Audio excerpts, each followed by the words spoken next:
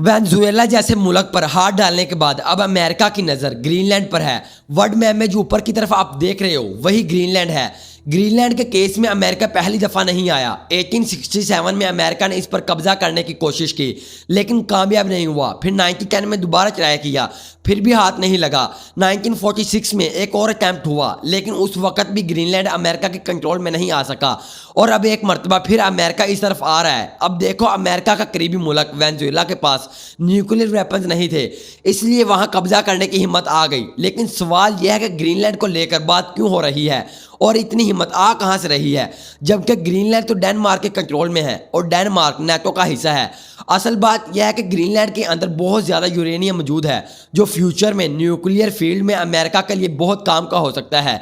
इसके अलावा यहाँ तेल और नेचुरल गैस भी है जो एनर्जी के लिए बहुत बड़ी चीज़ है। दूसरी बात यह है कि ग्रीनलैंड की टोटल पॉपुलेशन सिर्फ 56,000 के करीब है, मतलब जितने लोग एक क्रिकेट स्टेडियम में होते हैं उससे भी कम।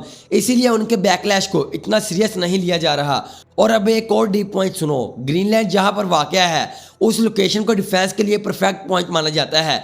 ग्रीनलैंड को एक परफेक्ट सर्विलियंस एरिया कहा जाता है।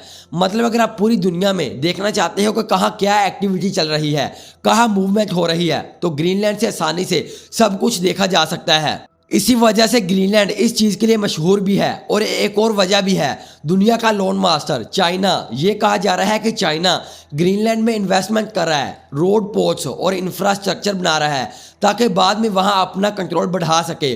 और अमेरिका ये नहीं चाहता कि ग्रीनलैंड जैसी सेंसिटिव जगह पर चाइनीज़ लोगों का इन्फ्लुएंस बढ़ता जाए।